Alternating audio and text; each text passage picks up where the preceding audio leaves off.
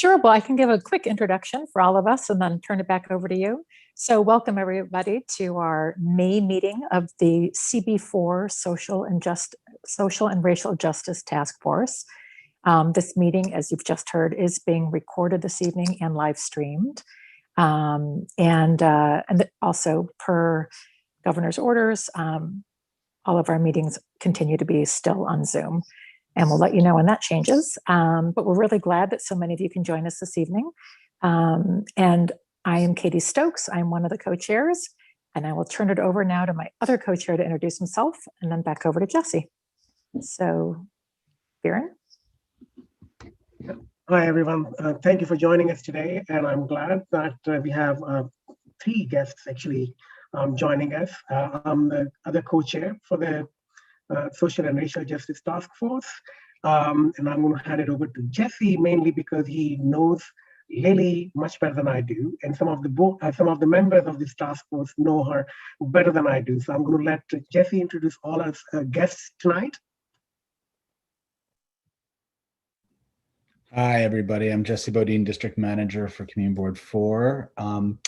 So I'm just going to run through the agenda very quickly, and I will be on till 7 o'clock, and then I will give Viren host responsibilities, as does it very well. So for the agenda, the first item that we have listed is a discussion about acknowledging and honoring, and a discussion about Asian and Pacific Island Heritage Month. And we thought it'd be good to have a former board member and someone who's very involved in the community and actually takes on a lot of different responsibilities and has an interesting history, is Lily Fan.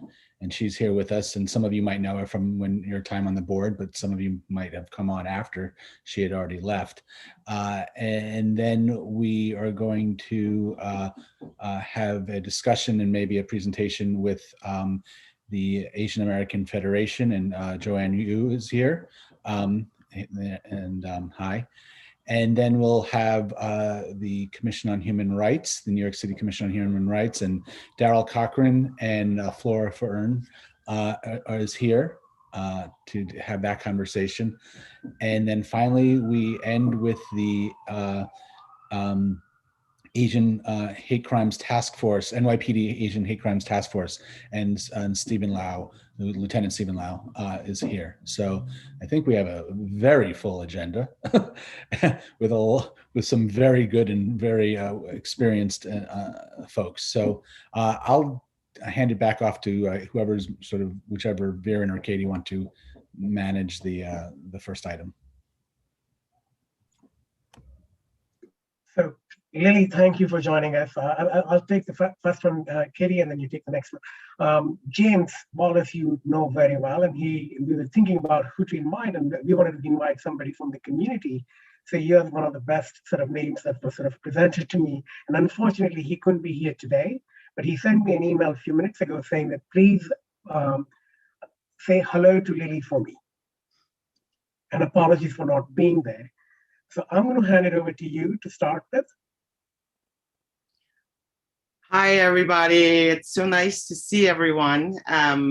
I honestly really missed attending board meetings. You may think I'm lying, but no, it's like I really enjoy it. You know, there was a news this morning about one of the elected representatives, like something happened in his personal life, and it just really brought me back to, the time when we were all in the same room and, debating issues. And I'm always in awe of how much people know and how much the institutional knowledge carries us forward as a community. And so I'm so grateful to be invited to, I don't think I'm speaking here. There are people that are, Joanne is much more knowledgeable about our community and what the real issues are. And so I want to definitely get through myself quickly and, let her have the floor.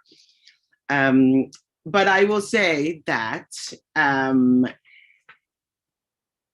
I also want to qualify that I'm here in my personal capacity and not as part of the cabinet or anything like that. Anything I say is just my personal view and not reflective of the administration. But I would say that, you know, I have always thought that since I started getting involved in government, there's just not enough of me. Every room I have been in since I started working as an extern on the Hillary Clinton campaign in 1999, there has not ever been enough Asian people. And it breaks my heart to continue to experience that. You know, there are just so few Asian professionals that are willing to spend their time and dedicate their effort to learn the issues to be able to become effective. And that effort and that time is so enormous that, you know, it's, you know, I just wish there would be more people who get involved and really own the issues. You know, in the end, I think about my job as the Social Services Council. You know, there are probably 25% of Asian American families in New York City that are still living in poverty. If you look at statewide, that number goes down to maybe 17%, but still, you know, large numbers. I mean, we're talking about in volume, maybe 250,000 people that are, you know, really vulnerable, really isolated, really disconnected because of the language barriers and, you know, other things that, that, you know, that are cultural to us that, you know, create this self-help mentality, this very insular mentality that I think if we were as a community going to try to reach out and talk about, let's overcome these barriers, let's, you know, break this invisibility, I think that that is a place where we can really do a lot of work of, you know, just bringing them to break the barrier and so that they can properly connect and be properly, you know, playing roles. And I think that those youth in my mind have the most potential of really, you know, giving back and connecting and filling those roles that I was talking about before, where we're so missing. So that's my spiel. What am I currently working on? You guys know what I do at the State Liquor Authority. Hopefully we're moving from enforcement now towards, you know, helping licensees figure out how to remodel their businesses and how to, you know, reframe their businesses to and expand. I think there are some people that are actually, you know, taking advantage of the situation and doing really well. And so we continue to try to cooperate, you know, PD is here, you know, we're really working with the community and working with different agencies to try to put this effort together. And then on my production side, there is an Asian American photographer. His name is Corky Lee. He passed away, unfortunately, from COVID. We are working on his tribute film. It's something that had been in the making for about 16 years. You know, it's something that I wish I had started working on when he was still alive. He had asked me to do it, I didn't. And now we're helping the film, you know, come together because we really feel like, you know, for me, our community members have been learning who we are through Corky's eyes. And so for us to authentically tell the story through a film of who Corky is, I think it's a full circle of our community really being able to understand ourselves for generations to come. So that's something that I'm working on. And then in the producing world, you know, like everything else, you know, this all of a sudden, this burst of visibility have also picked up a lot of my other projects that are Asian American content focused. And so I've been relatively busy, which is a good thing. So I will wrap it there. If there's anything that you guys want to know about, I would love to chat. So before we open up the questions for the task force members, I just have a very quick question for you. Your experience with Broadway in the context of us celebrating AAPI Heritage Month. What message would you like to give to Asian American community and just the community in our district at large? Do you mean the message for AAPI performers that are on Broadway, or the message from Broadway to AAPI? Because I don't know if there is one from Broadway to AAPI. I think they just want you to buy tickets right now. No, I think they want you to come back, you know. Look, I think that, as we're all aware, there's been a lot of race-related conversations on all fronts, including the theater and performance and entertainment and the creative fronts. I think that there's a genuine worry that the way Broadway has structured our return, it's going to go back to the same, more of the same. And I think it's up to the performers, the co-producers, the investors, the unions, and everybody coming together to try to hold the lead producers and the theater's owners' feet to the fire. In the end, that's what it's going to be about. So, I think that right now we can't have everything. I think it's better to just bring put the lights back on first, and then not forget the movement. But it's up to us to carry that torch, because if we don't keep beating the door, the theater owners, it's happy to have just business as usual. Thank you. Let's open up the floor for any questions from the members first, and then we'll open it up to other attendees. Hector. Hi, Lily. Hi, Hector. I'm sorry we haven't formally met before, but I've heard a lot of great things. So. Oh well, thank you. Thank you for being here. Basically, my question is alluding to what you just mentioned.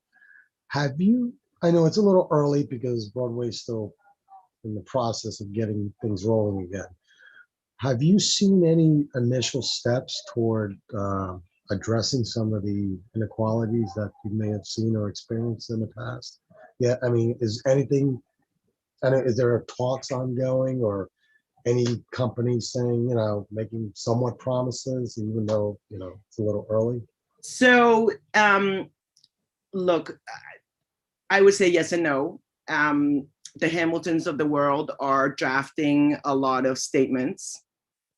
There are a lot of internship programs for only Black students that are being created.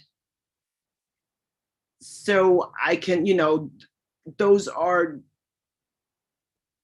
material things that I can tell you are happening. But as far as the grand structure of how it all goes down, again, go back to what I was saying in the beginning of this. Unless you have more person of diverse background at the table, you're not going to be able to gain anything. And so we need more Black producers. We need, non-white theater owners. It's like, that's what it's going to take. And so to the extent that theater is not going to become a Black-owned business, or, and it's just so limiting, I do think that the potential is in other areas of entertainment, because the power is in the ownership of the real estate. And that's just what it is. Yeah, because my biggest concern is, I've seen it, on television, prime example. I've seen an uptick, obviously, over the past year because of all the protests and, the issues that have been brought to the light, that there's been a big push toward movies of color, obviously, various backgrounds that we've never seen before in the past, movies that have been rolling out and series that have been rolling out, basically to try, I guess, to balance things out, to basically balance the inequalities that folks of color and different nationalities have experienced in the past. But I don't know, my biggest concern is that, is it just face value instead of actual something of substance, No, I actually think that the uptake is real. I actually think that it's the creative companies, it's the producing companies' responses to what the market is demanding, right? I mean, that's why they're creating Asian American content, is because they think that there is this taste that's being formed. And so it's up to us, and that's what Go House does. That's why there's some like Asian American nonprofits that do this really, really well, where they step out and they show support to our own creatives and content so that we can appear in the data, really. And that work needs to be very intentional and very proactive in the next, say, 10 years. I mean, we really need to establish ourselves, because I think in TV data, there was no Asian American taste. We're not a line item because we're just grouped together with white taste. Whatever white people like, Friends, all those shows, that's what we like. That's what the Asian American taste was, until they make, Fresh Off the Boat, until they make other things that, Daniel Day Kim, until we start letting ourselves have icons and early winners that we can hook our, interests on, that's the defining moment. And I think we're getting there, and hopefully we can create the space and continue to support it. But again, we have to continue to watch these shows. But I'm encouraged that I have a lot of white friends that are like, I can't stop watching Nora from Queens. So that's even better. It's when our work has now become mainstream, and that's what I love. That's what I constantly think about. We talk about lip syncing or nightlife, in our district. It's the same mentality that I think about it when you're talking about certain areas of performance. My goal is for everything to become mainstream. And that's how that is reflected in the way I, do my licensing work at the SLA. Lily, theater is such a powerful discipline that it could actually play a much larger role, right? I mean, in terms of connecting or partnering with the Education Institute or some of the sort of depraved communities, not only in our district, but even elsewhere. So the theater has a much larger role that it can play, because its message is immediate and it can be very powerful. So is theater district or Broadway industry looking into forging this kind of partnerships? And if so, how can Community Board 4 and this task force can help in that effort? Yeah, I mean, you would think that so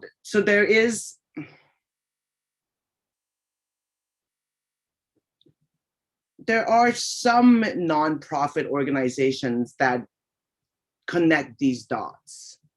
You would think that the commercial entities that are involved in theater would be more involved in this, but really they're not. And there are a lot of other organizations. Like, I'm on the board of this organization called Open Stage, and it's all about, and the whole goal is to connect girls that go to public school in New York City, connect them with backstage jobs, and to open their eyes to backstage gigs that are like, because there's 45 union houses and there's only one head electrician who's a woman, so that type of thing. I mean, the equity issues, I mean, we are like really, really off.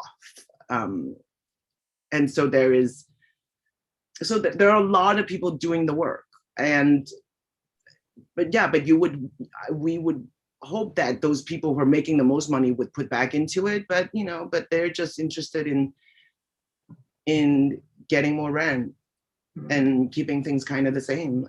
But it's not hopeless. I do agree with that opportunity. A lot of people trying to do the right thing, and it's up to the lead producers. It's up to the lead producers that will ultimately be the people signing the paychecks, hiring the people to say this is not okay. Because, you know, the woman dresser gets paid much, much, much less than the assistant prop guy who is the assistant prop guy, but the dresser is sewing, you know, every night until midnight. You know, it just, the inequities are incredible. Yeah.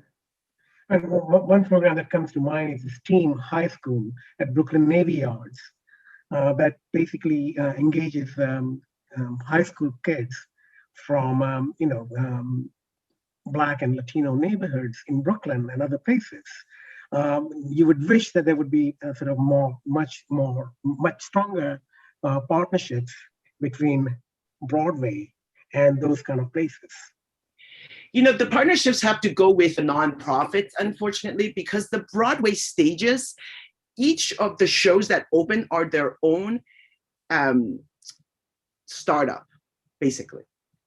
And so they're always scrambling. I mean, you think, oh, you know, they should be able to do that. They should be able to do that. It's hard, you know, because all the producers really are running a new business and they have, you know, 6 months to put it up and they're spending, I don't know, 10, 20, $30 million. So, you know, when you are looking at that and they're trying to, they only have so much time in the day and there are only 3 or 4 lead producers, you know, there's only so much bandwidth to do public service related stuff because in the end, they just have to be able to sell tickets. So, you know, yeah, I mean, I think if there were to be more partnerships, I think it would be not with the nonprofits, like the public theaters of the world that are getting public funding. I'm not saying they're not doing enough. I'm just saying that like, that's where the stability is. Mm-hmm. Because they have staff, they have an ongoing stage, and they have the opportunities to offer the young people. So one sort of related question, how about sort of theater becoming part of education programs across the city? And if there is a way to sort of make that happen, would that be something that might kind of change the narrative a bit?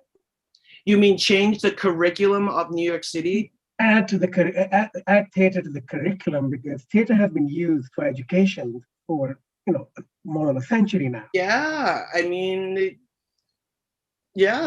I'm all for it. I think that different public schools, I think there are some public schools that have really strong theater programs, like PS, 124 in Chinatown. Byork Lee has been doing a program with them, and I know those have changed those kids' lives. They've been traveling around and, winning tournaments and, just, build their confidence like no other. But that takes a lot, it takes the community leader, it takes the principal wanting to put in the effort, to put in the funding. You have to have parents that want to support their kids to participate in that. I mean, it's just all these pieces have to come together, right? So, yeah, I mean, the more the merrier. Talk to Brad Hoylman and tell him to carry a bill, to include theater studies, push theater studies, or, but, it's hard. Everybody's got their thing. I mean, John Liu just had his bill of changing the curriculum to include the Asian American, history into into American history curriculum. Everything is important.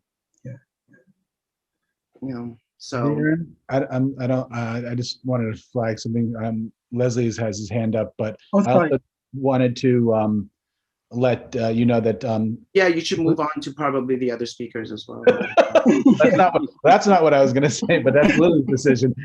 Obviously, it was that the lieutenant actually has a situation that he might be having to jump off early for. So if maybe he can just do a brief jump ahead and just do a brief explanation of what the task force does, and so we don't want to lose them. So no, sounds good.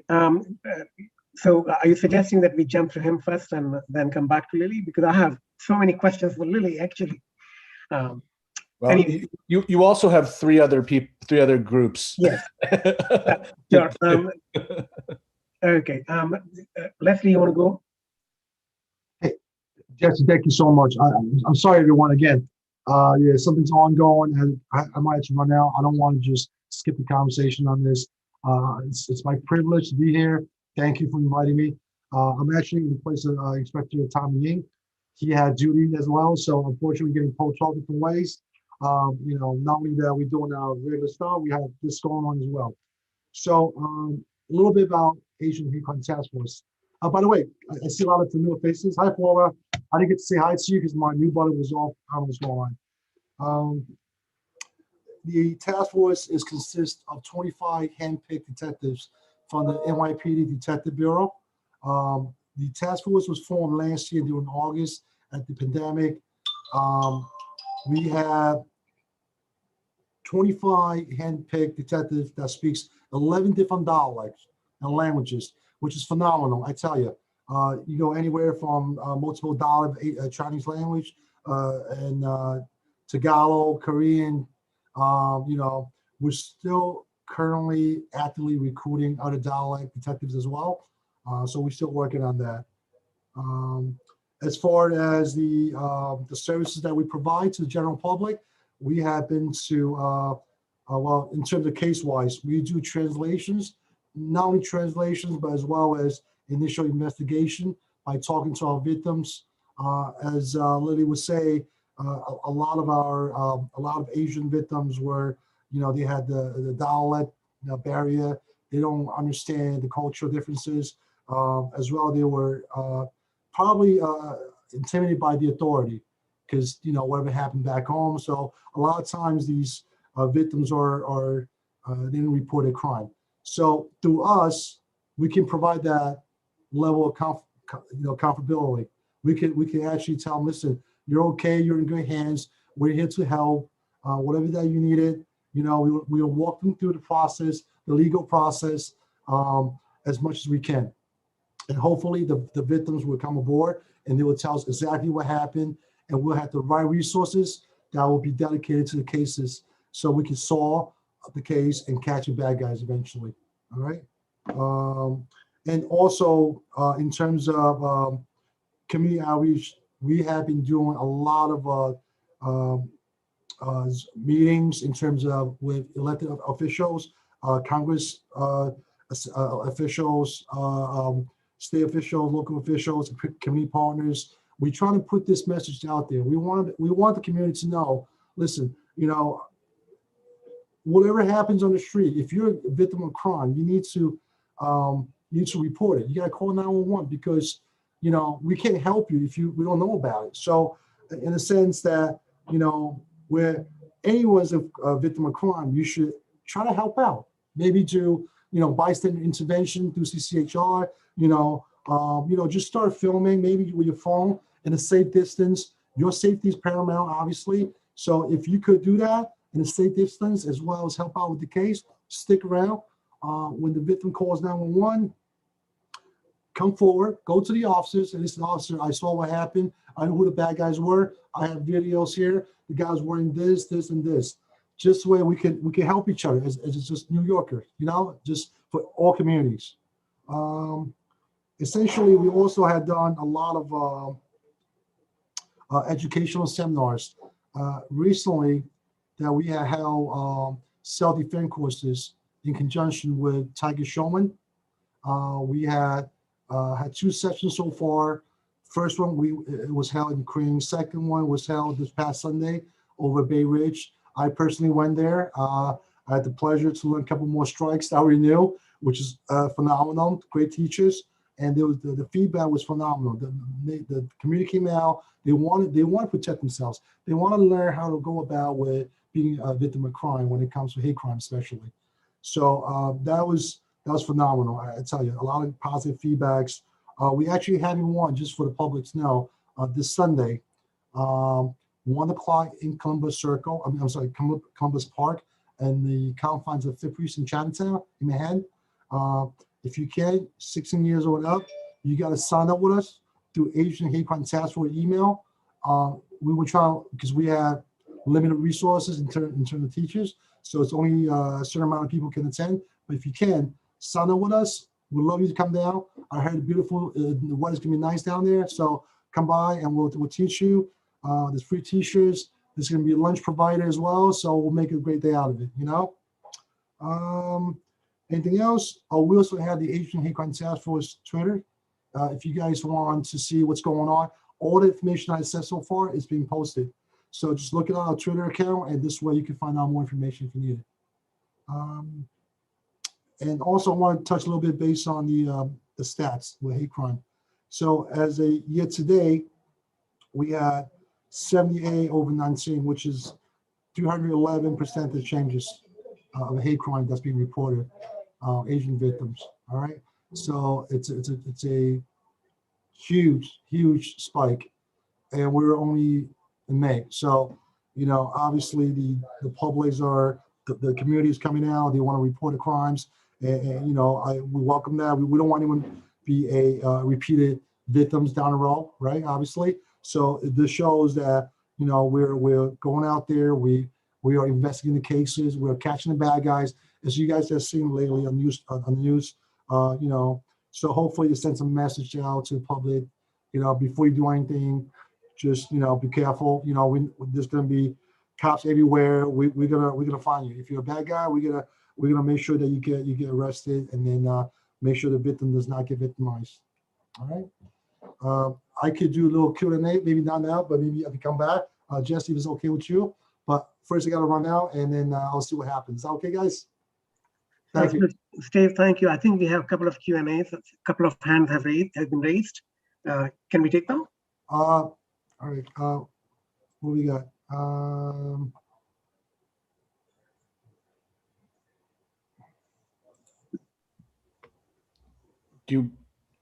Leslie, is that your question for the lieutenant, or okay? So Josephine.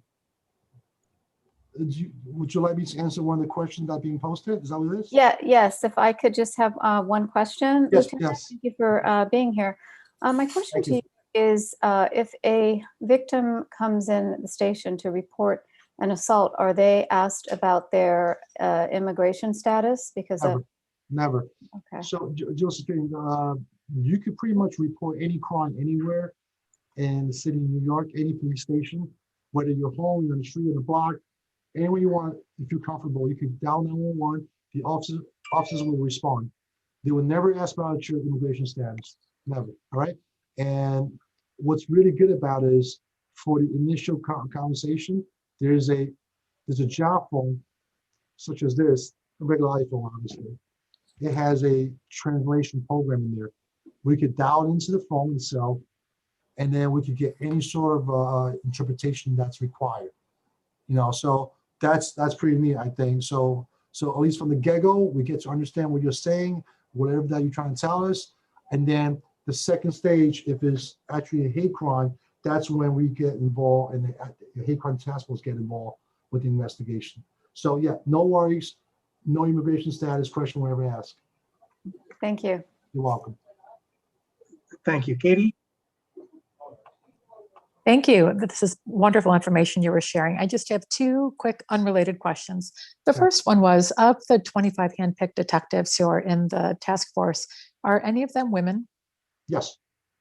Oh, great. I would think that would be important, especially for some of the victims or some of the witnesses. Absolutely. Yes. That's great. And then my second question was simply, I'm just wondering if you, since I think you said that the task force started in August, Correct. have you collected any data that shows, like, are people reporting more now, or do people sort of know how to reach out to you directly? I guess I'm just wondering, like, about the efficacy and whether or not you all have been able to really get the message out to the community that you're there and that people can report this and get the assistance immediately. I'm just wondering, like, if you have a sense if more people are now reporting it or feel comfortable reaching out. I absolutely agree with what you're saying. I think over the last, I would say about close to a year now, we've been getting a tremendous amount of correspondence, whether through the Twitter, whether through the Asian emails. We actually get emails every day because certain victims are shy, I guess we're saying, or they encounter something in the past where they don't understand, is it a crime? Is it a harassment? Is it something else? So we get a lot of question inquiries that come to us through our email accounts, and we are working constantly trying to, give them the best advice, maybe, point in the right directions, or just explain the law, the penal law, So yes, there's the public are very aware, especially the API communities are very aware of us. They are actually reaching out to us by saying, listen, we want you guys to come out. We want you guys to do more seminars, more self-defense courses. Can you come here? So we're getting approached all different ways, as you can tell, where we would like to actually delegate ourselves with our time and resources. However, we had to manage and juggle at the same time. So it's quite difficult sometimes to tell you like this, Thank you for that. Thank you. If you have one more minute, I have a quick question for you. Okay. Senior citizens and in general, sort of the language barrier is something that is problematic, as we know, amongst the Asian communities in terms of not just simply reporting, because that someone else can help them after the thing has happened or event has occurred. But while something is happening, it's a kind of effort from the task force to provide senior citizens and senior community, Asian community, with some sort of toolkit. Like in San Francisco, they have this little booklet that they've prepared where there are ways of using sign language to sort of communicate that they're being harassed without having to shout and scream. Are there any such efforts in New York City that you can think about? Absolutely. Great point, by the way. I mean, so again, we when we were doing the self-defense course, we were able to come up with one of these whistles, believe it or not, whistles that has a wristband. So the whole idea behind it is if you're a victim of crime and you cannot move efficiently away from the bad guys, you can somehow by blowing to the whistle. And these whistles were given away for free to whoever the participants were at the time and whoever needs it. So the general idea behind it, like you said, a lot of the seniors victims are very vulnerable, and we try to give them as much as possible to help them out. Obviously, I think the prosecution of the case is very important, but by getting through them, I mean, I had so many examples in the past, whereas, we help out. I don't know if you guys remember last year, elderly lady was set on fire. I don't know if you can remember the beginning of pandemic. Yes. So to take that as an example. So, I mean, old lady minding her business. There were two perpetrators, lit her on fire with a lighter, right? So we went 100 miles on that because we want to make sure we want to take care of senior citizens. We want to be the advocacy of their, their situation. We want to be their voice, and we are including everybody, whoever needs our help, assistance. We're here. Again, a lot of people, they're shy. They don't know how to speak English. They will type their emails in Chinese. It will come through our correspondence, and we will translate that, and then we'll get back to whatever they needed. So yes, we're thinking about everybody. Yes. Sounds good. Thank you so much for your time. Really very useful information. Thank you so much. Thank you, guys. Appreciate the invitation. I'll see you guys a little later. Sorry, I gotta leave soon. All right. Take care. Take care. Thank you. Thank you. Bye.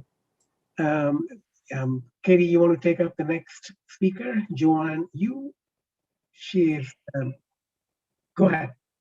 Yeah, actually, I was just going to say, I'm actually having real Wi-Fi problems here. So Viren, I'm sorry, I'm going to actually leave it in your lap this evening to run this. Thanks, Viren.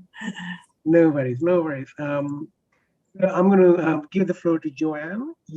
She's the Executive Director of Asian American Federation. Thank you for joining us and looking forward to hearing you. Great, thank you for inviting me. I think Lily said a lot of things that I wanted to start with, so it's great. We're Facebook friends, we have yet to meet, but we're gonna hopefully, now that we're all getting vaccinated, we will get to meet up, and it's great to see Flora. Flora is an old colleague, to the point where I remember when she was pregnant, and now that baby is in college.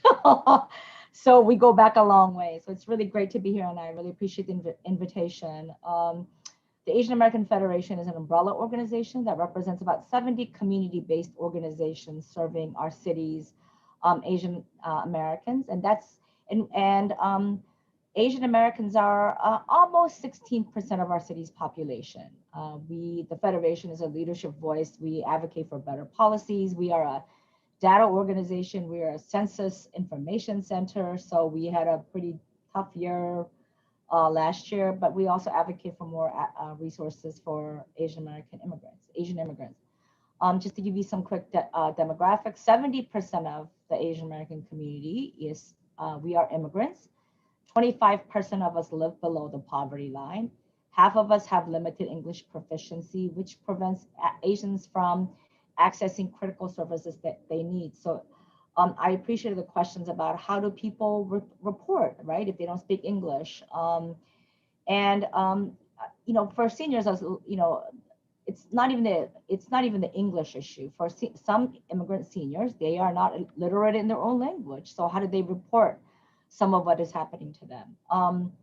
We recently did some statistics around the Asian city council districts. Asians comprise about 10% or more in about 28 of the city council districts in New York City. So I say all the time, if we can figure out how to get our groups together, we could actually swing many, many elections. To give you a little bit of your own demographics, Community Board Ford's Asian population actually reflects, I was pulling the numbers today, and your representation, you reflect exactly the city's Asian population, and that is 15% of the community board of your district, of Keith Powers' district is about 15%, and that's a little over 22,000 Asian residents.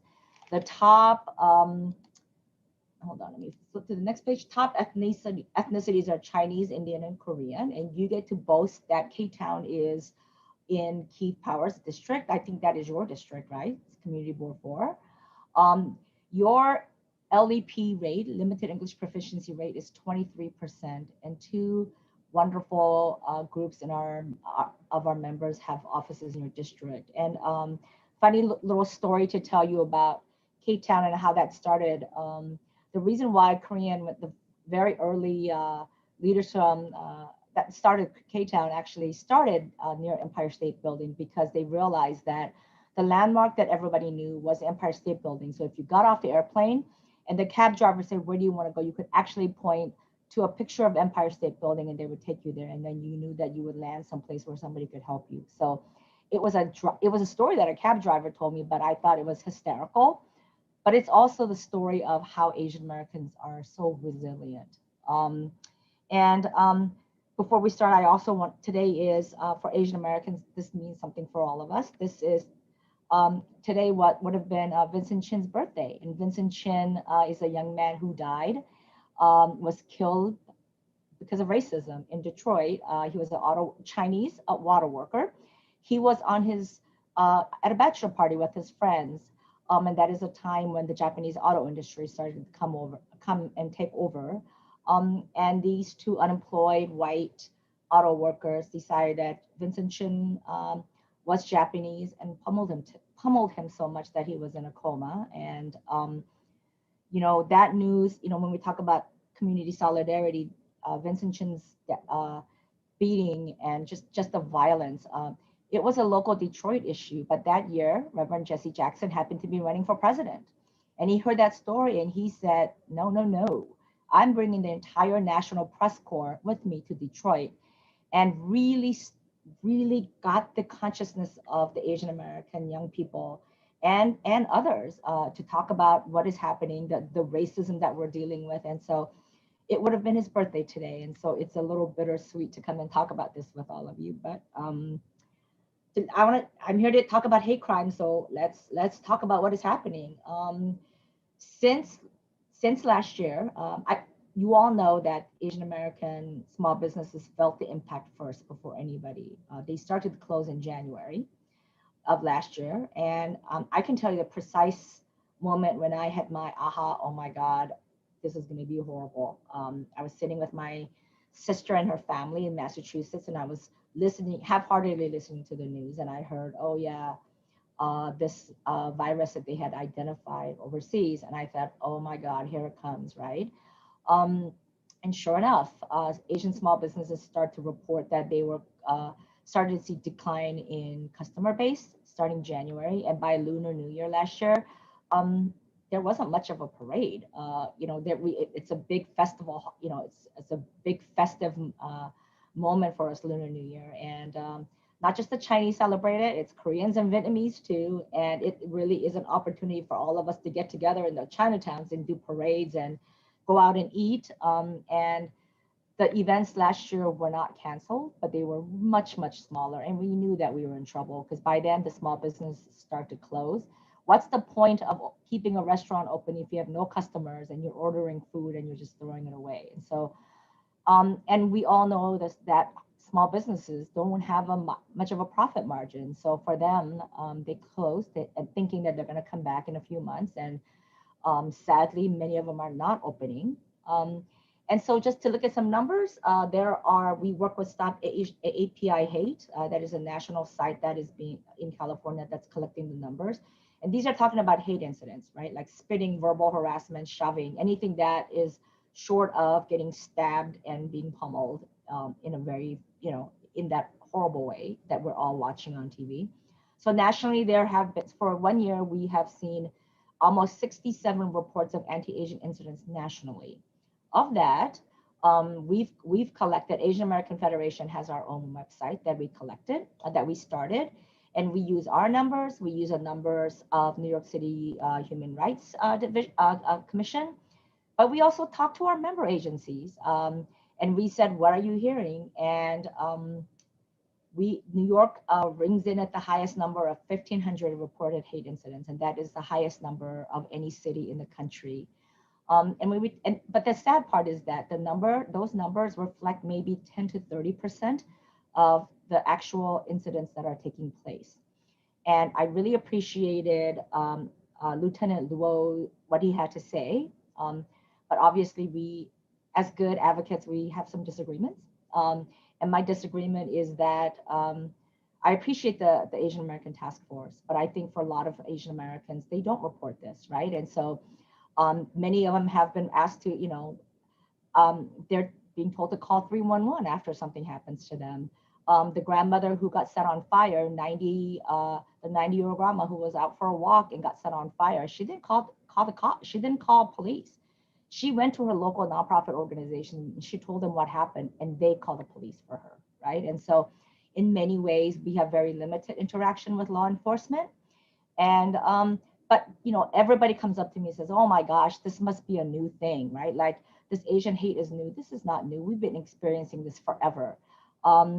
As long as the policy, this country, to be honest, I know that, I'm talking to the racial, commission of CB4. And so I know, you know exactly what I'm talking about, but this country actually has a long history of violence against communities of color, and that includes the Asian American community. There have been policies specifically named to exclude our community, Chinese Exclusion Act, right? Where people couldn't even, we weren't allowed to bring our families over. We weren't allowed to naturalize. We saw, Japanese Americans, Americans of Japanese descent, no matter how many generations you've been here, during World War II, got rounded up and sent to camps because they thought you were the enemy. We saw this happen with the Muslim community after 9/11. And sadly, it is the East Asian, for the Asian American community's term, mostly we're seeing a lot of the violence happen in the East Asian community. But I think all Asian American communities are feeling particularly vulnerable. And we are, I will tell you that we are terrified. We are afraid to leave our homes. We know that, and there have been instances where we've tried to engage NYPD, the victims, and that hasn't been successful. And so sometimes those calls come to our office and to say, what do we do now? And so that requires me calling up and like screaming a lot. I've learned a lot of 4-letter words over the course of a year and a half. I think if there's commitment to safety, we all need to be able to have honest conversations, but nobody seems to be giving a damn about what happens to the Asian American community until now.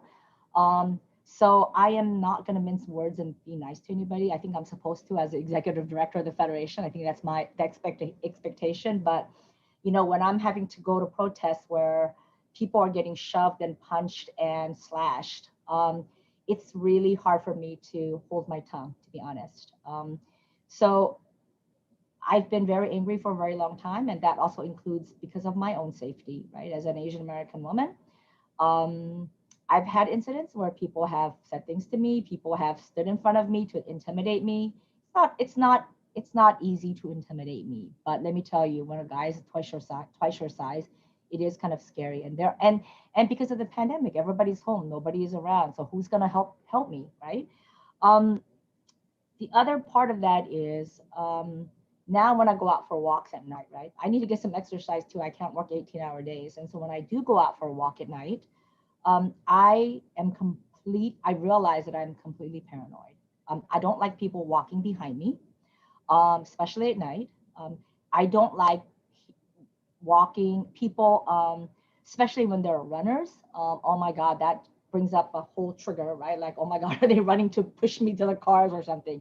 So I've adopted this whole walking strategy where I actually walk out into the street, right? I am risking being hit by a car, right? Than being a crime victim. And this is where the mentality is. And I really did not voice this, but recently I've been telling a lot of my friends this, and a lot of my Asian American friends are like, yeah, same. This is exactly what we're dealing with.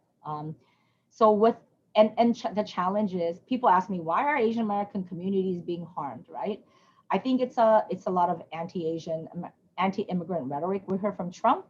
The stresses of COVID, seeing all the deaths, the unemployment, the social and economic instability, that all with the base of the perpetual foreigner of Asian Americans, right?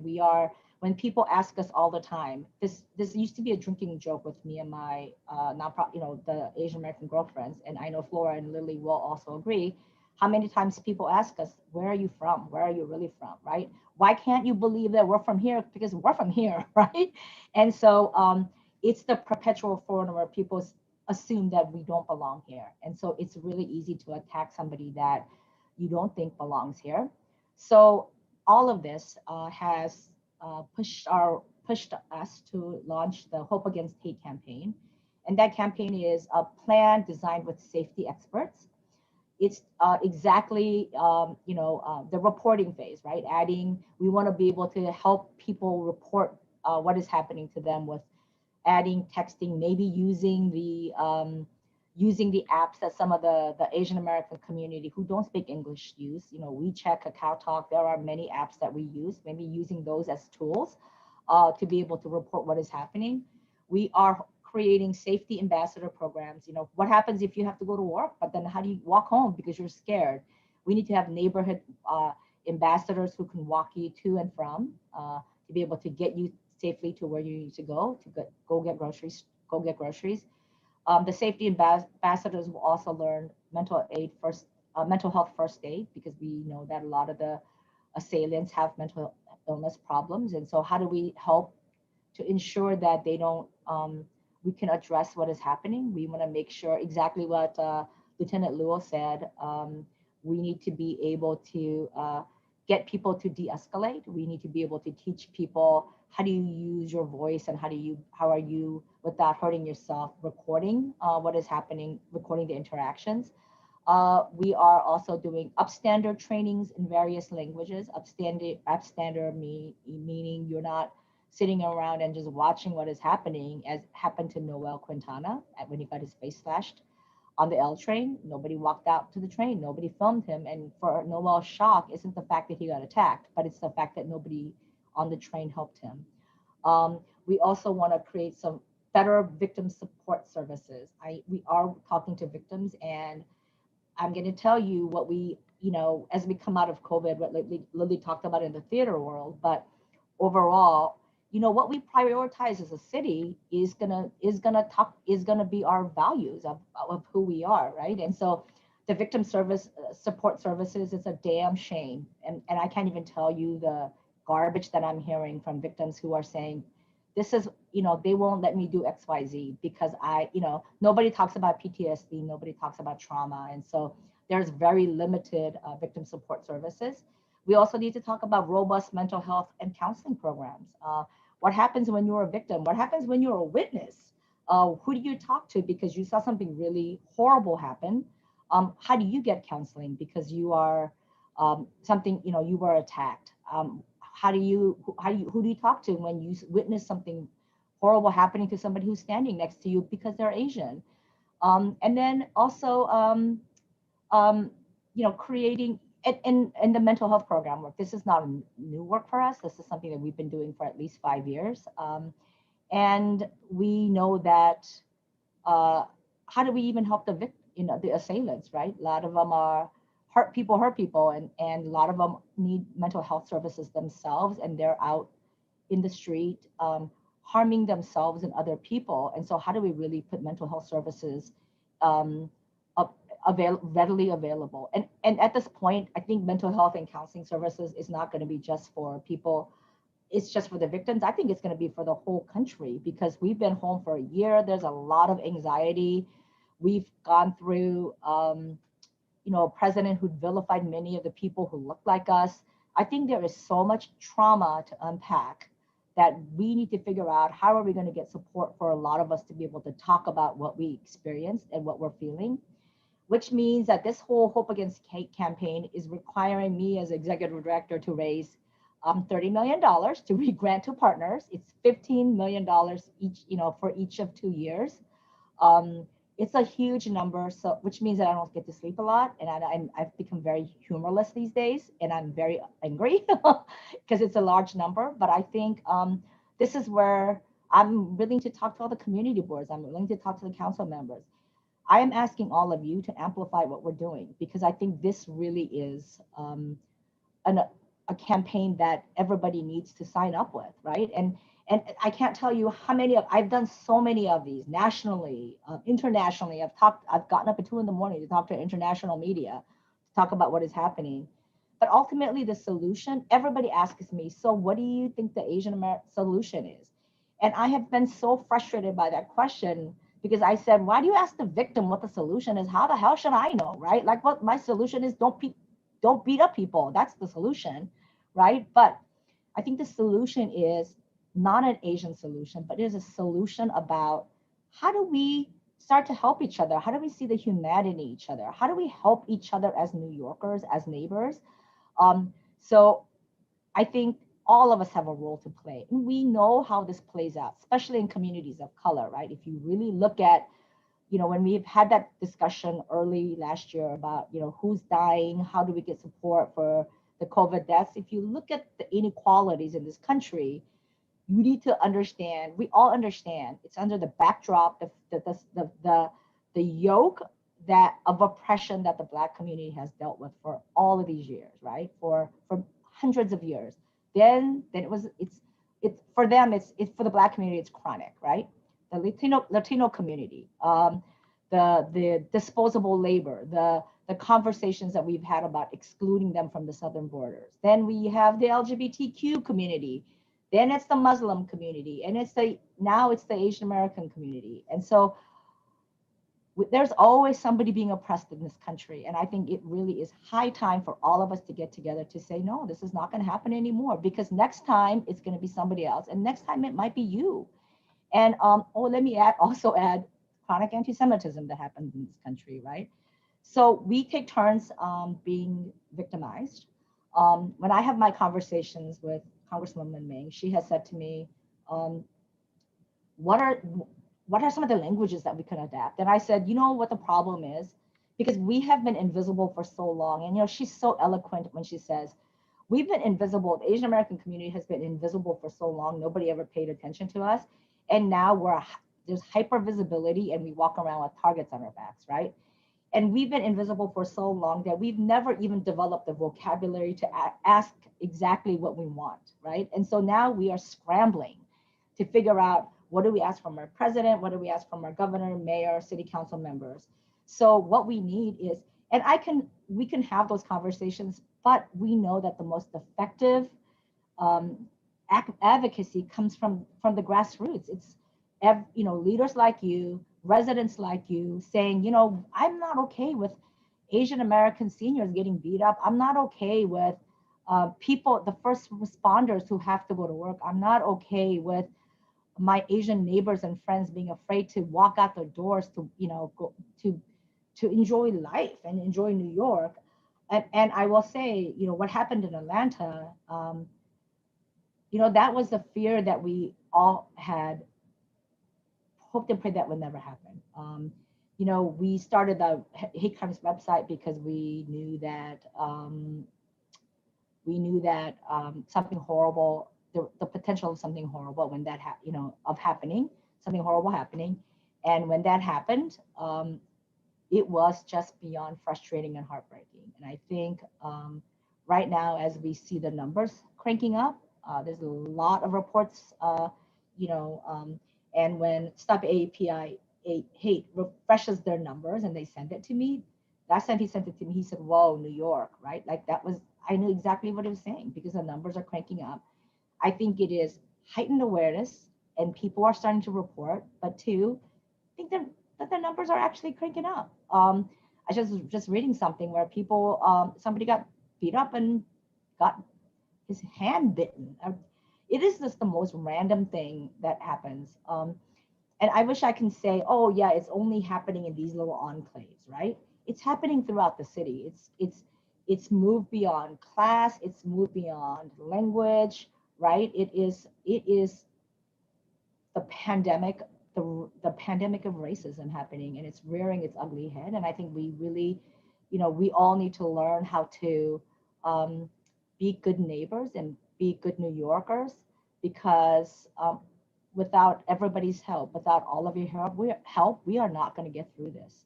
And our fear is that this is not going to subside anytime soon. In fact, I think we are seeing more attacks and incidents happening, and it is a cause for many, many, many sleepless nights. So thank you for inviting me.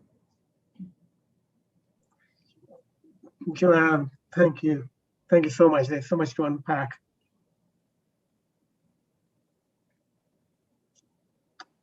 I'm going to, this time I'm not going to speak. I'm going to ask my fellow members to speak.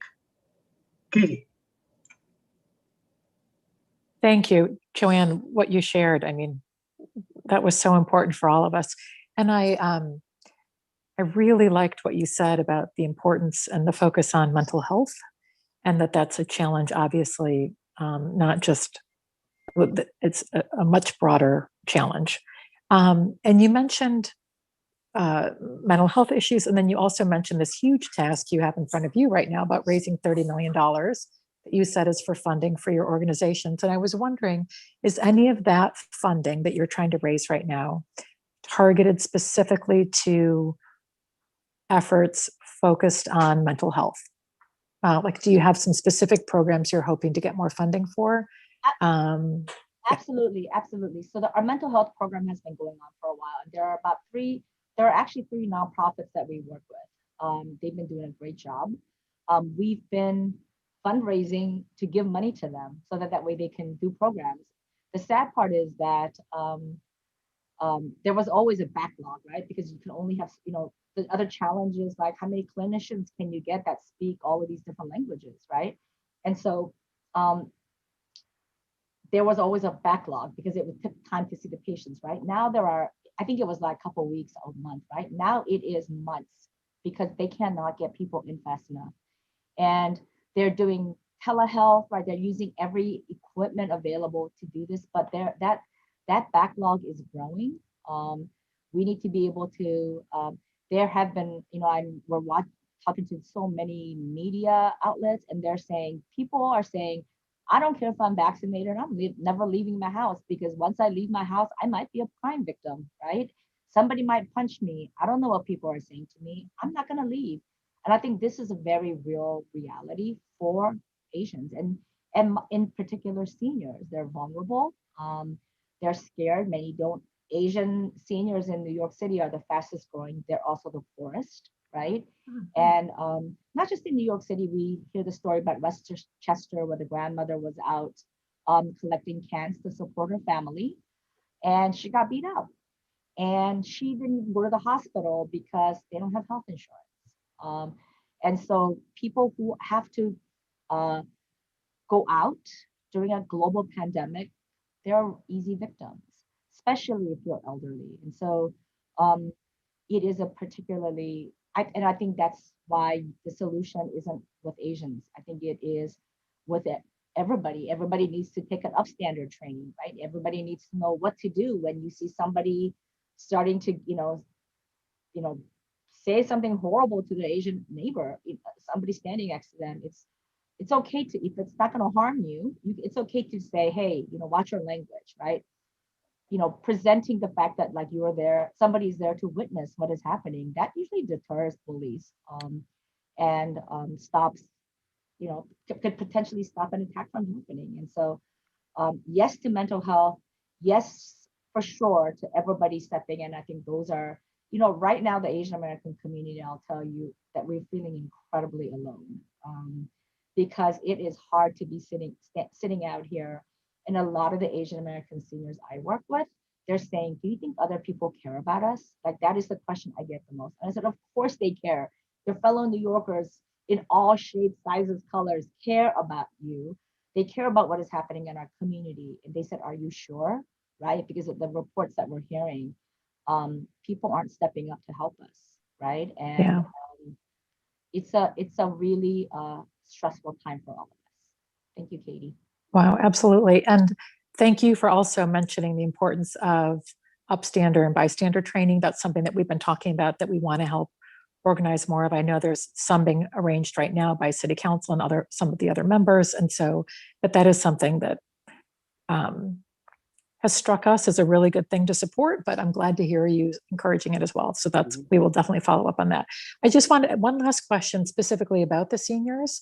I know that one of the issues has been that the senior centers here in the city have been closed because of COVID. And that I know that the Manhattan Borough President and others have really been pushing to try and get those opened. I'm wondering, is that your position as well, that it would be really useful to get those open as soon as possible? I'm going to be honest that I haven't even gotten there because all I'm working on is this at this point. And it's budget season, which means that I have made some very big demands from state and from city. And I'm hoping that money comes through so I can at least, and the money that when I say I want this money so I can fund groups, it's not just Asian groups. I've got to fund everybody, right? I've got to put things in as many neighborhoods as possible. I need to get not just Asian Americans trained, but I need to get all the allies trained as well, so that way we all have a shared understanding of how do we keep each other safe. So that is my challenge. Yes, I haven't taken a position on that, but I do talk to the DIFTA commissioner regularly, and I know that a lot of people are asking that. But I think the one safety aspect is if the senior center is open. How will seniors get to the senior centers if they're afraid to leave their homes, right?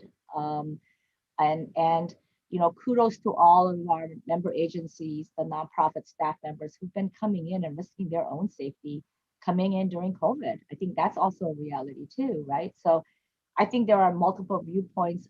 I haven't talked to anybody about that. I think it's great for seniors to be, I'd love to see the seniors come back out and get together and socialize, because I'm sure they miss each other. And, it's a way to help with the mental health counseling issue too, right? Getting them together to talk about what is happening. But the other part of that is, how do we get them out of their homes safely if they're terrified of, they're vaccinated and they don't want to leave their homes, right? There was also, I know that there was a question asked about some of the safety resources. We actually created them, and they're in different languages, and there's more languages coming. I'd like to send them to maybe Jesse so that he can share that. It's the upstander training, it's the de-escalation training, and it's some of the safety resources. Our safety resource isn't like, here's how you do, not like what the police is doing. Here's what you do for martial arts, like, keep yourself safe. It is, how do you buy yourself 5 minutes so you can make a safe getaway? That's what we're trying to teach the community, right? And so I'd love to share that with all of you. I don't see a chat box where I can drop it in, but I will share it with you, for you to share with everybody. Perfect. Yeah, if you send it to Jesse, and then we'll make sure that we get it out to everybody. Yeah, and on our website. Yeah, great. Thank you. And interestingly, I don't think there are that many places that have translated stuff, because I know that my stuff, the stuff we created gets used in Iowa and Kentucky, right? Like, and they always ask us like, is it okay for us to use this? And I was like, listen, if we created it, it's all free, like go for it, right? Because the name of the game is how do we keep our communities and keep each other safe. So we hope that it's broadly circulated. We print, information and booklets like 10,000 at a time, and we can't even keep it on the shelf right now. So, if you need booklets sent to, if there's a place that we can send information, we'd love to be able to do that. And, please let us know how we can support your work. If you want us to help with some of the bystander, upstander training, we'd love to be able to help arrange that. I know that the few groups that are doing that are just like months behind. They're incredibly busy. So we're trying to bring more resources. And our solution really isn't about bringing more police, right? Because oftentimes our communities are afraid of police interaction for many, many reasons. And even though we've said all the time, they're not going to ask for immigration status, that's not how people feel, right? They think, I have an interaction with law enforcement, I don't know what they're going to do to me, right? And so they're not going to report things. Yeah. And so for us, our solution is, how do we get communities safe? So this is all pre-reporting, right? There's certainly a role for law enforcement. And my example is, if an axe murderer is coming through my door, I'm calling it, NYPD, right? But if there are, but all of the efforts that we have, how do we keep our community safe so we don't have to involve, we don't have to include the NYPD, so it doesn't get to a point where it's so violent, right? Like, how do we learn to keep ourselves safe, but how do we learn to keep each other safe? I think that's what our plans are. Joanne, thank you for that answer. You have Jesse's email and you have Katie and my email as well on the email thread. So feel free to share that with us, and we'll find a way of actually posting it on CB4's website. It belongs in that place. We have a resource page for the community. And I think I'm going to, before I keep going, I'm going to ask Tina to ask her, she has a question. And Leslie after that. Yeah, thank you all for visiting us tonight. This has been really fantastic and hard to hear certain things, So I was wondering, in terms of fundraising, I was going to ask about government funding, but it seems like you're on that already. Are there large, I guess, corporations and foundations that would be able to contribute to the $30,000 that you have to raise? No, 30 million, Tina. That number is the most sobering thing. It's like one of those, right? One of those days when you think like, I just want to sleep in 10 more minutes. And then you say, you have to pay $30 million, you better get out of bed. Luckily it's $15 million for each, for 2 years, right? 15 million, 15. So it's a little pressure off, right? But, it's city council budget season, right? Many things need to, and this is not but our ask, we have an ask into the council, and we're definitely asking them to advocate for funding for Hope Against Hate. It is not for us to keep the money, because this money is going to roll right out the door, right? But what I really want to impress upon our council members, our elected leaders, is I don't want people to just tweet about, I stand in solidarity with Asian American community, right? If you're a leader, if you're an elected leader, there's something you can do. You can do something proactive, which means, and you can actually put a value to this to say, I want to support making sure people are safe. And so that is the big push that we have right now. We ask our, fellow New Yorkers to join us. We ask our member agencies to join us. their budget negotiations are happening right now. So I know that I don't have much time. I don't have much runway, but you know, I'm gonna die trying. I think this is the hill I'm gonna die on. So that's me these days. So my second question involved, are you in touch with other cities like San Francisco and so forth that have been having similar problems? And you know, what are people finding out are the most, you know, effective ways of keeping the violence away and empowering the community, especially the elderly? I don't know if that's a PSA campaign or some way of reaching them. Yes, we've talked to, my deputy certainly has talked to folks who are doing something similar in San Francisco. And in San Francisco, they're a smaller city than we are. And so I think every city has a unique characteristic. So it's really hard to say, I think your model works for us. But I know that some of the folks in California have reached out to say, we like your safety resources, can we use them? And we said, of course. So we are talking to other cities, but I think it really is like San Francisco and New York that is just really like getting the brunt of all of this, right?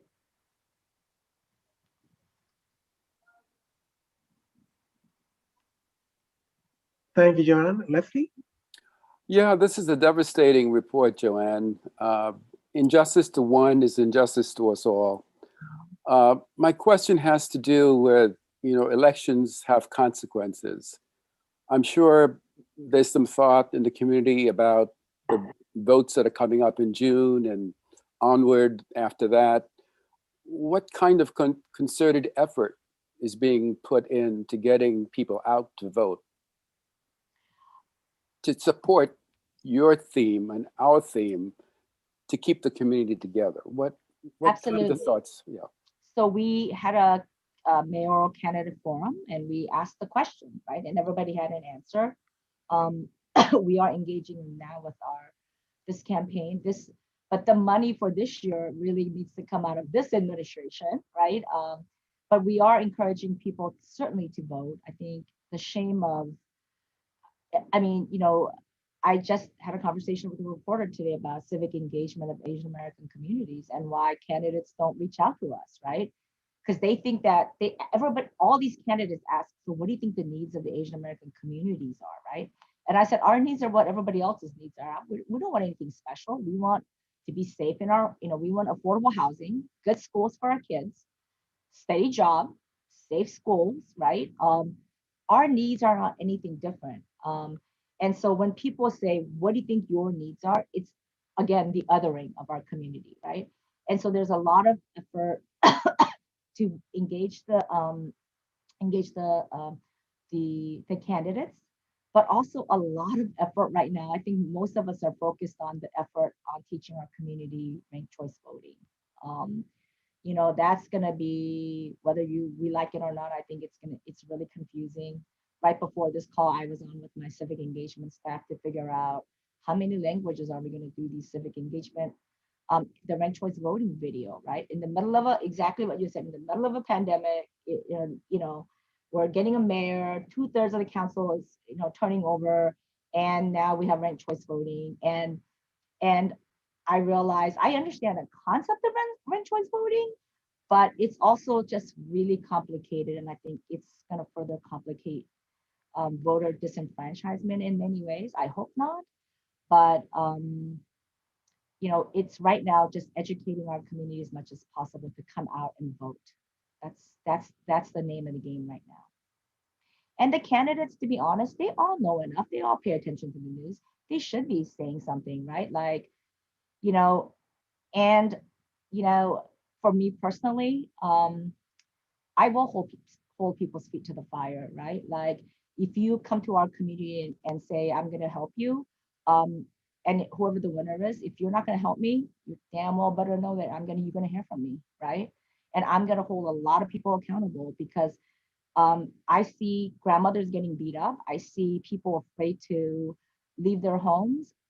I am talking to people who have to go to work, healthcare professionals, people who, if they don't go to work, they don't feed their families, right? And they're terrified. And they say things like, I just have to risk my life to go to work today. Nobody should be seeing that in our city.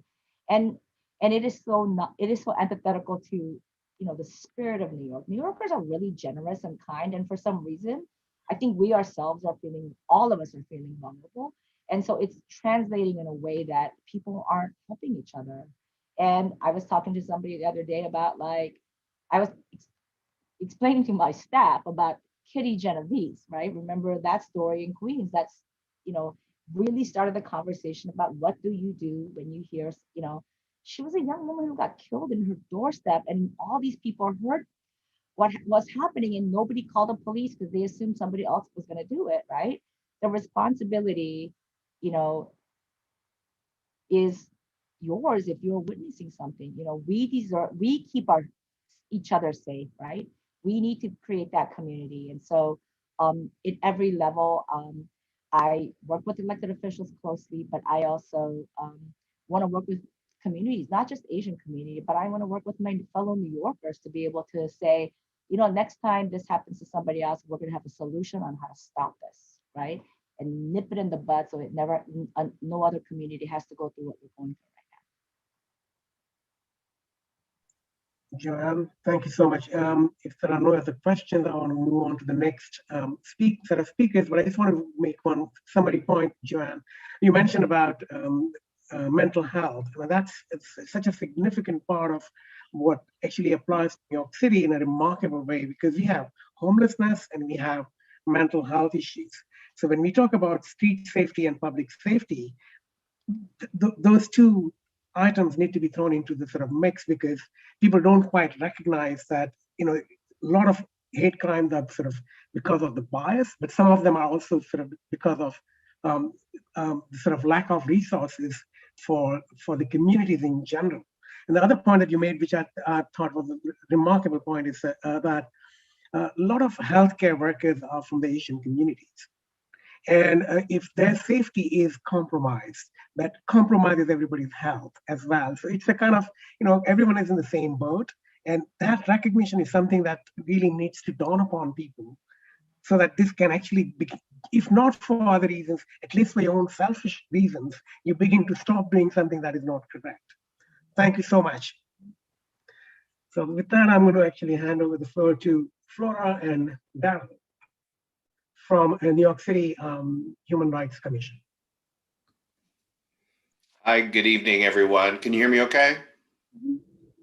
Great. So I'm Darryl Cochran. I'm the director of the Manhattan Community Service Center with the City Commission on Human Rights. And it's good to see folks at CB4. I was a liaison to CB4 when I worked for Jerry Nadler over 20 years ago. So it's nice to be back in a familiar space. And me, myself, am a member of, current member of Manhattan Community Board 12.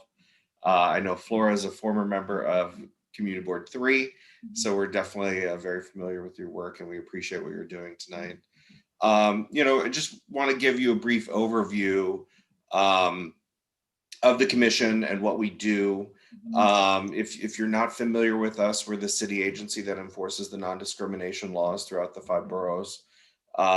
There are over 24 protected classes. I think we're up to about 28 or so.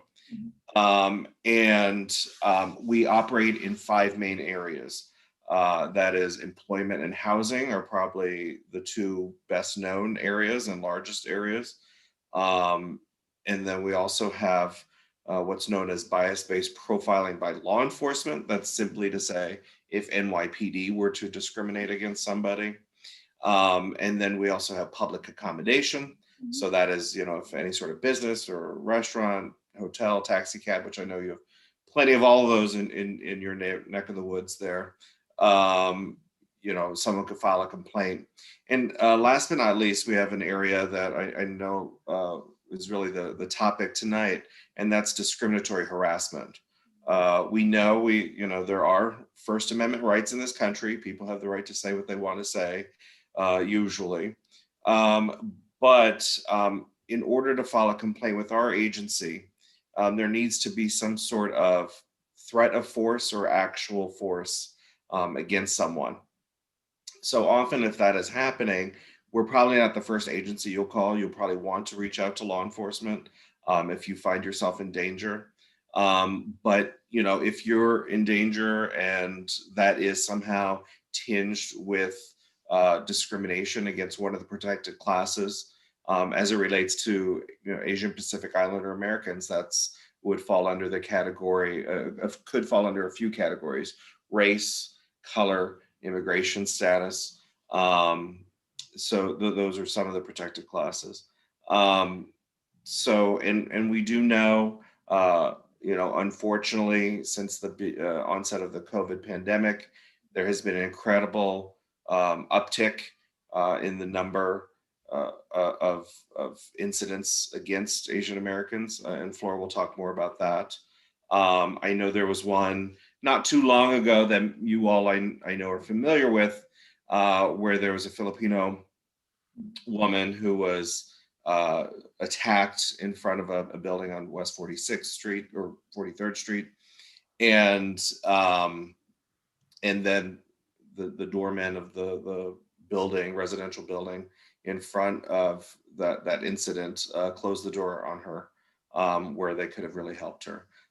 So we organized with your help and many of the organizations, and you know, it was such we went from business to business. Thank you to Jesse and JD and Paul from CB4 joined us as well, and the businesses were so overwhelmingly supportive and willing to put up posters to really show that you know, this is a safe space for Asian Americans, for all Americans, and that, you know, really talking about the values of the neighborhood that you represent. You know, so that was heartening thing to come out of that terrible incident. And also, before I turn it over to my colleague, you know, I'll say, if you're unfamiliar with our commissioner, Carmela Malalas, I think she is a self-proclaimed Filipino American lesbian Jersey girl. This who has biracial children, and so she really comes to this work from many intersections, and really particularly this area is one that is close to her heart, and she was there at that event too. So I know some of the incidents and the uptick, you know, unfortunately have been in areas of public transit. And many of those have occurred in Manhattan. And I don't think Manhattanites are, you know, any more discriminatory than anywhere else. But I think just by the nature of how the transit system works and brings us into close contact with one another, we have seen those incidents occur much more here. And I'll turn it over to my colleague, Flora Fern, who many of you are familiar with. So take it away. Thank you. It's really my honor here to share some of the things we've been, you know, we did and we are trying to do more. And, you know, Joanne, it's really, you know, inspire. You know, like Asian American Federations, in a way, it's like very small team, but she does a lot, and with all the members that you know, could accomplish, I feel hopeful that, you know, the situation will be better, and, you know, New York City residents or people who live, work, or you know, like visit here will be served. And that's kind of focused back on the New York City Commission on Human Rights, like what Daryl explained. We are a law enforcement agency, well, but unlike NYPD and DA office enforce the penal law, we enforce a civil law, which is the New York City human rights law that prohibit discrimination in the area that Daryl mentioned. And I'm going to focus on more on discriminatory harassment. It's almost like a civil way of saying hate instance or bias instance. So just like Joanne mentioned, last year when the pandemic kind of started from the East Asian and like in January, and we know that and we see the small business are suffering, and we know that besides it's a health issue, it will be a discrimination and bias issue as well. So from that point on, we've been doing outreaches. Back then, we could still do the in-person. So we do couple town halls in Flushing, in Chinatown, and in Brooklyn. Try to bring different agencies to have different resources and to let people know about their rights. And of course, soon in March, we have to do everything virtually. So we held the reporting town halls in different languages, in English, in Chinese, in Korean, in Tagalog, in Japanese as well. So we are very mindful of the language access. I think internal of our agency, we can speak more than 30 languages and dialogues. Me and my other colleagues, we have attorneys speak Asian languages as well. So we've been trying to do a different type of outreach. The bystander intervention training, the de-escalation bystander intervention training, we also partner with CAE-NY, and we provide it in different language, in English, in Chinese, in Korean, and we are we will have a Spanish version soon. And with what currently happened, that we are also be very mindful that the students will go back to building in September. So we also develop partner with CAE-NY to have a youth focus de-escalation of standard trainings for junior and senior high school students. So in summer, we are going to partner with different CBOs for the summer program, hopeful to reach as many as youth as possible. And we also provide the healing circles for AAPI communities. We've been partnered with different CBOs as well for that. And we also have our campaign called I Still Believe in the City. You probably see that art a lot. Actually, like Daryl mentioned earlier, we did the Day of Action by using the poster of our public artist in residence, Amanda Picobi Pakia. And that art series has been seen at Atlantic Avenue Barclays Center Terminal, Long Island Railroad Terminal, Link NYC, bus shelters, DOT temporary art program, and it's going to be a mural in Chinatown soon as well. So this campaign has received coverage more than 10 media outlets, including New York Times and Time magazines, and achieving an estimate reach to like 347 million of people, or times. So we've been trying to do a lot ever since like Atlantic shooting. We understand a lot of business are concerned, so we partner with business associations like nail salon business associations, laundromat business associations, and like restaurant business associations. So we provide the de-escalation bystander intervention training to the workers as well, to make sure that they know, if they face the incident on their way to work, or maybe in their retail space, that maybe they could protect their customers as well. And we've been trying to be very creative in before pandemic. A lot of times our partners who might able to provide space, like could be religions, institutions, or faith institutions, or CBOs that might have a space that we could conduct trainings and workshops. Ever since March last year, because a lot of training also go virtual. So we're able to partner with some of the social media groups. For example, a Facebook group could call, mommy's group, right? Or like Chinese in New York. We also partner with couple WeChat social media groups that, whoever kind of invite us, we try to be flexible to them as well.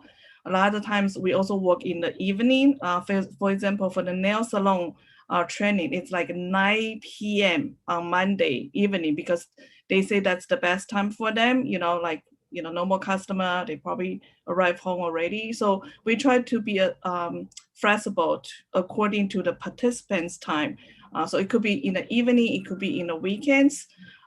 Besides virtually, we do understand immigrant community is hard to reach, right? So although supposedly we work virtually, but when it makes sense, for example, we also partner with like food pantry organization, because we understand that unlike before pandemic, we can just hand paper literatures to people that people will just get it, right? Right now, people are afraid of the virus, so they will not just get brochures or flyers from us. However, they will pick up their food, in a bags or in a box that we will just put the literature in the bags and box. So we will do tablings, and we kind of help prepare the groceries and with the information to them as well.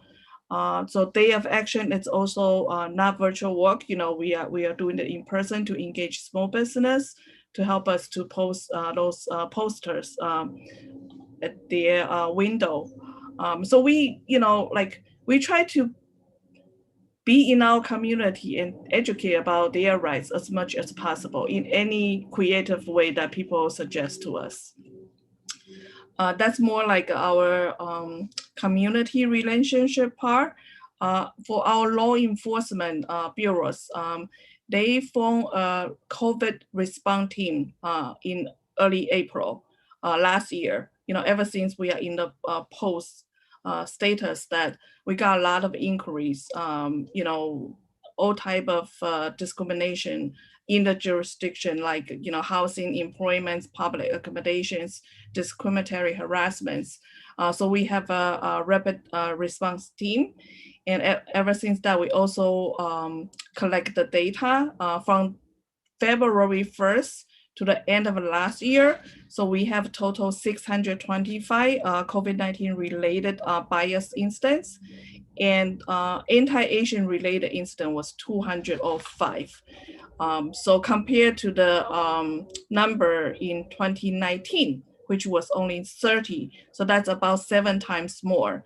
But although it's 7 times more, it still doesn't reflect the reality. Just like Joanne mentioned earlier, a lot of times immigrant community, especially Asian community, don't like to report to government agency. So we understand this data, it's like underestimate that doesn't give the whole picture of the reality. And this year, it's worse, like from January 1st to March 31st. So we kind of do the number quarterly. It was already 78, bias instance.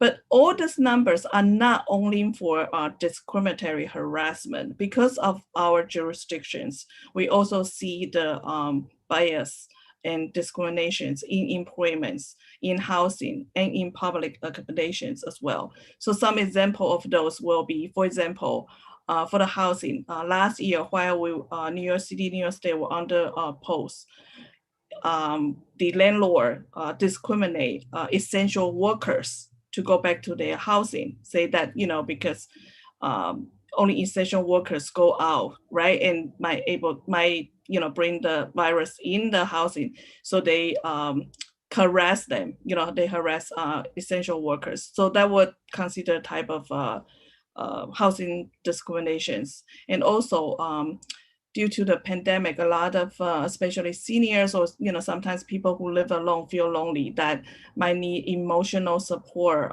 pet. And although the building has a no pet policy, but emotional support pet will be exceptions. So if landlord kind of harass based on that, that's also a violation under New York City human rights law. So, situation like that, public accommodation, for example, Ubers or Lyft refuse to pick up Asian passengers, right? So that's type of discrimination in public accommodation. So all this kind of examples. So to report to us, you can call 311. You can call our info line. It's 212-416-0197, and people could leave a message. There's a Chinese message in the recording as well. In our website, we also the right top corner provide language access. So there are many different language people could choose to kind of check in our flyers and brochures, and we provide many different type of training. Not only currently a lot of inquiries are related to this de-escalation, verbal de-escalations and bystanders, but we do other topics as well. I know Daryl's office offer like human rights law, right? 101, like know your rights or know your obligations. We have that more focus on race and color, right? We also have, I think we have something coming more focused on age discrimination as well. So there are a list of trainings and workshop we could provide. The sexual harassment training is actually it's like a virtual training, right? You could just sign in anytime you feel like it. Like it could be 2 a.m. and you go through slide by slide and answer some questions. In about 45 minutes, you will get your certificate. So that also help a lot of people who don't have the time. And a lot of our workshop and trainings could be recorded. So sometimes we do understand, even though this is in like evening time, but not all the people have evening time, but free between 6:30 to 8:30, and then they can watch the recording whenever they feel like available. So that's what we've been currently doing and focus. And we are very open-minded. If you have suggestions, we always open-minded to see how we can support more. Either it's in language or in person or a different way of partnership. I know our team has been worked very hard, even though with the situation like virtual could be difficult, right? Not only for us, but I think it's also challenging for the people we serve, and we understand that. So that's why there are a lot of partnerships going on that we need our partners to help us to get words out, and something very different. For the PD, like the victim, him or herself need to report, right? So in a lot of times they couldn't invest a case without the victim reported. However, for us, if anyone who experience or witness any type of discriminations, you could report it to us. So besides calling 311 or our info lines, our website also have a complaint phone. It asks very simple question like how do we contact you, and what type of where you experience or witness the discriminatory. It could be it's related to housing or public accommodation or discriminatory harassment. And it's based on what? It's based on your age, it's based on your country origin, or it's based on your gender identity, or it could be combination. Sometimes we do have case that people feel that they're being discriminated because of their age and because of their immigration status, right? So it could be one or more reasons they face discriminations. So that's what we do. And I would just add too, to expand on what Flora was saying, I'm sure most of you are familiar with working with government agencies, and most of them have some sort of community relation arm. Ours is different. That ours is actually mandated in the law. So we have to exist to tell New Yorkers about their rights and obligations. So discrimination does not perpetuate itself. With that, if there are any questions, we're happy to answer. Thank you, Daryl and Flora. We have one hand up. Josephine, I'm going to let you go first. Hi, Flora. Thank you for all the great information. I think you said that you were doing some bystander training with community-based organizations. Are you also doing that with community boards, or is there maybe a video that we can all watch? I tried to sign up. Corey Johnson was having, the speaker's office was having something, and it was totally booked. I actually got in, and then when I tried to get on, they said that the meeting was full. So obviously there are a lot of people who are very concerned and want to be involved. So if there's some sort of video that you can share, or maybe someone can come back to us at some time and actually give us the training, that would be helpful. Yeah, so we partner with everyone, of course, community boards and, community boards like members and also your constituents. So we are open-minded for that. Normally, the bystander intervention training is not recorded for a reason that our partner think that the scenarios and practice are very important, almost like the CPR training, right? So sometimes if you watch a CPR training, it's probably just for you to get an understanding what the training might look like, but it actually still require you to kind of practice it. So that's why we strongly suggest not to, to record it, because we want people to participate and kind of work with us with all the scenarios, and then see and kind of do that practice, because that's really important. A lot of times, for example, when I conduct the training in language, and after I went over all the slides, right? I asked time to time, I asked, do you have a question? People say, no question, very good presentation. We understand it, very good. All the strategy makes sense, and the tips make sense. And when I start to post the scenarios, people say, like, yeah, if I'm in that subway car, right? Or if I'm in the park and people say that, what should I do? And they just learn all the strategy and tips. But, so it really takes that practice that really, make a difference. So we strongly suggest people to, participate. So far, we've been doing pretty well. Sometimes we have like 20 participants. It's good interaction because it's, smaller group of people. Other times we have more than 100 people. And then we kind of practice for a larger group. Sometimes it's hard, like everyone's unmute themselves and try to talk. So we will go through the chat box. So we use like a Zoom webinar, and people will say, I think we should use delegate, or I think we should use the like certain like broken record. So when they say that, and then we will kind of comment. And so so far. It's great, and we have people who actually want to sign up like second time and third time to make sure that it's kind of really get into them. So by the time that they are in a situation that they are able to help out. Yeah, that makes a lot of sense. Like, this is not a one-time easy situation. So we could follow up with you then if we wanted to do that. Thank you so much. Thank you, Josephine. I was just going to follow up with the same question. How did we get you to come and help us with that? In our future meetings, or whenever how do we go about that? Do we write to you directly?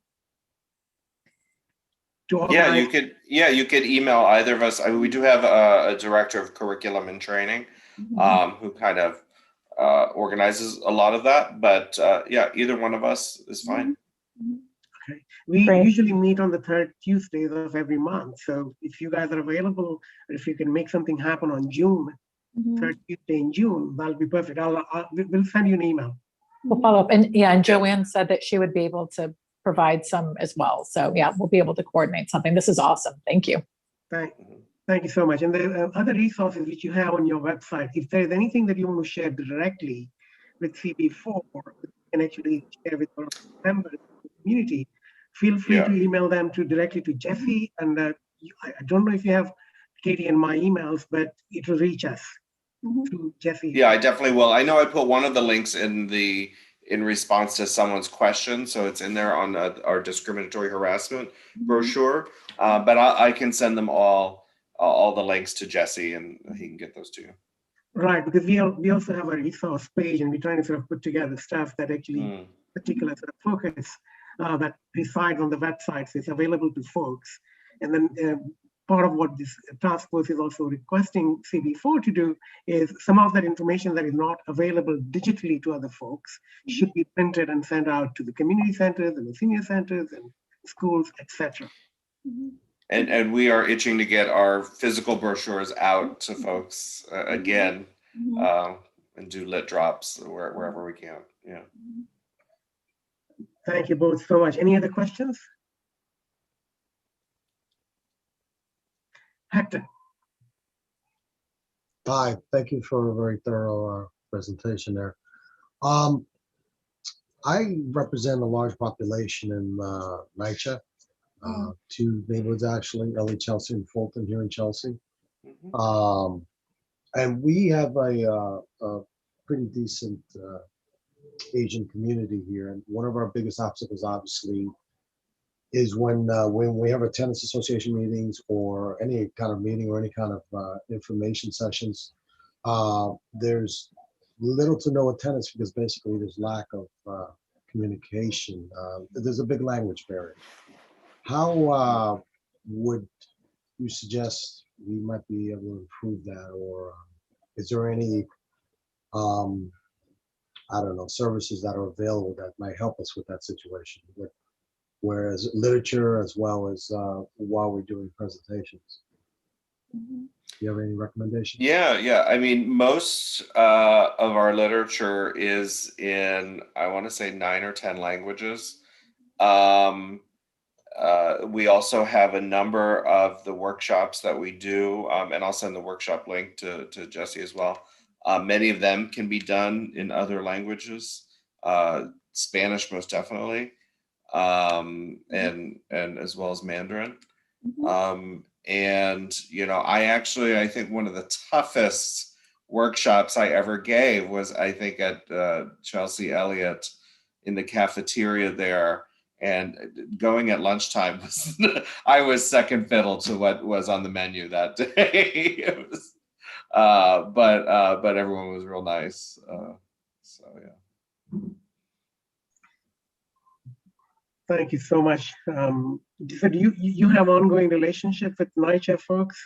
Smith Houses being one of the sort of largest housing project that has major Asian community. Do you have ongoing programs with NYCHA? The commission? Yes. We do some programming with NYCHA. Usually it's on a building to building basis. We have done some bigger workshops when there was, the mayor had an executive order a few years ago that are related to gender identity. And so I know a lot of management in NYCHA received that training. And so, yeah, so sometime from time to time, but usually we deal building to building. Like our staff in the Community Relations Bureau is generally broken down by borough and then by neighborhood as well. So I know each member of the Manhattan team covers 3 community boards. So. Thank you. Hector, you have a follow-up question? Your hand is up. No, sorry, I need to lower it. Thank you. No worries. Thank you. Thank you, Daryl. Thank you, Flora. Thank you, Joanne. This was absolutely sort of packed with information. And unfortunately, we don't have all the members of task force joining us today for a variety of reasons, but thankfully we have a recording that we'll make available to them. Thank you all again. Katie. Thank you. Yeah, and yeah, this was fantastic. Thank you, everyone. And just in our last few minutes, because I'm being mindful of time, we typically try and just discuss a little bit about what we want on our agenda for the next meeting. So for our members, if we can sort of talk that through a little bit. I know, we've talked in the past about wanting to do some sort of bystander training. And if we can arrange that, that would be awesome. Yeah. One of the other thoughts that sort of popped to my mind, one of the issues we've been discussing, obviously, is sort of police accountability and sort of what's going on in our different police precincts. And I know obviously next month, June, marks the 1-year anniversary of the formation of this task force. And one of the primary reasons we formed then at the time was because of the protests that were happening in response to George Floyd's murder and the rest of the sort of violence. And so I'm just wondering, so one thought I had, just tossing it out there to our task force, is should we invite our police precincts, members of each of the police precincts in our community district to come in and speak to us about the changes and steps forward that they have made in trying to address the concerns of the community. So anyway, that's one idea I had, was to invite representatives from each of the police precincts in, but I'd love to hear from the rest of you. So I think that's a great idea. I'm going to let Hector speak first before I go on. I think that's a great idea as well. I do have to give a little forewarning that I've mentioned to a couple of the precincts this possibility, and they have to walk on a very thin line when they do come on, unfortunately, because of things are volatile, obviously, in the situation that we're living in these days. So yeah, I think it's a really good idea. I could reach out to the 10th precinct, obviously, on PSA 4 as well, which polices my immediate community here. I don't know, I guess someone else can handle some of the other areas as well. Well, and Hector, see what they say. Is there a representative of another group that you think might not be as constrained, who might be able to talk to us about that issue?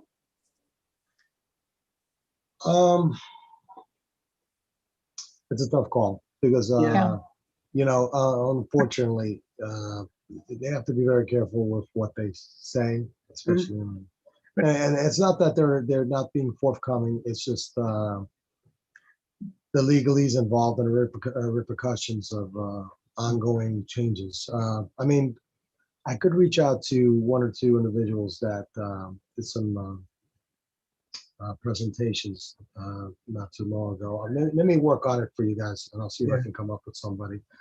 I do have to also let you know, there's a few months ago, there was a community council, police community council that was formed, where basically some of the leaders in a bunch of the communities were asked to form a council to that represent their neighborhoods. Kind of like a, for lack of a better word, build a block kind of deal, where basically you have, block associations, where basically you have representatives from each block speaking at these meetings. But anyway, I was asked to be one of them, so, which is, because basically I think we have a lot to say, especially being in the neighborhoods that we're living in situations where we have. So there's another meeting coming up in a few weeks, so I'll report back as to what's going on with that. And that's it pretty much. But I'll try to get back to you with something a little more solid, and Great. we can get something for some guests for next meeting. Yeah. So Hector, one quick question: if we can find a way of inviting NCOs from each precinct and somebody else along with that, that would be pretty interesting, because then we'll have, how many precincts do we have? We have 4 of them. Oh, yes. 4 of them. Quite a few, So actually. that'll be perfect because that the NCOs should be willing to come and speak to us, right? Oh, yes. Oh, no, it's not that they don't want to. They will be more than happy to. It's just I found in some of the meetings, when I pose several questions, they have to be very careful with how they word things, unfortunately. But yeah, I mean, they're very forthcoming. It's just there are certain areas that they can't really, I've noticed, where basically they don't have the expertise or the proper credentials to speak on, so to speak. So you'll find, obviously you'll find out when you speak to them. At Yeah. lunch. Yeah. But yeah, I think inviting each of the NCOs, and then also we can also, think about who else we might be able to invite, who might be able to sort of just help us review Right. and address what's happened Right. in the last year. And I Well, think we can also reach out to the Sterling Complaint Board as well. I mean, get a representative from there, Mhm. and that might With be the new interesting rules too. that are in place. Yeah. Yeah, But and this I Frank feel like Roberts, I feel like re-inviting Bob Barrows because he was, he had quite a comprehensive sort of handle on it in terms of some of the things that are being changed in terms of surveillance and facial recognition and all that. And so we could also re-invite him if we like. Yes. And while we're on the topic, and Flora is still here and Darryl is still here, so I'm going to ask one quick question to you guys.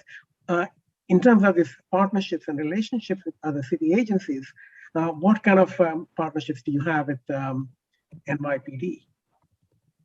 If you would want to answer that question, I'm sorry, I'm just thought of it just now. So. It depends. Like sometimes we have people who report it, not because they want the whole case follow through. They just want to bring awareness that this type of incident happened. So they don't want us to connect with PD. So that's fine with us. And we will just doing some community awareness to make sure that they are resource and awareness put into this location. But if it's in a situation people just don't know that, because hate crime definition could be confused, right? Sometimes people see name calling is actually a violation of the law, and what is the bias incident and what is hate crime. If people are confused and they feel more comfortable to talk to, sometimes it's like a non-for-profit counselor who let us know what happened, and later on we realized that this incident is serious enough that you should report to a PD, and the victim agree with that, then we will work with the victim to let the PD aware. So it depends on the situation. Yeah, and I would say often our contact with PD is more with the community relations folks, or with the with the hate crimes unit for our agency. That those are the usual relationships. Well, I actually had a slightly trickier question for you when I asked you that. What I meant was that the sort of bias within the PD, and are there any sort of programmatic exchanges between the Human Rights Commission and PD?